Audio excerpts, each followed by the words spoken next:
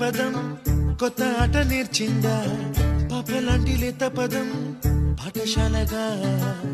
కూనలమ్మ జానపదం పల్లె దాటి వచ్చిందా చవళిల జానతనం పాట చూపగా కుంచెలో దాగే చిత్రాలు ఎదురొచ్చేలా అంతటా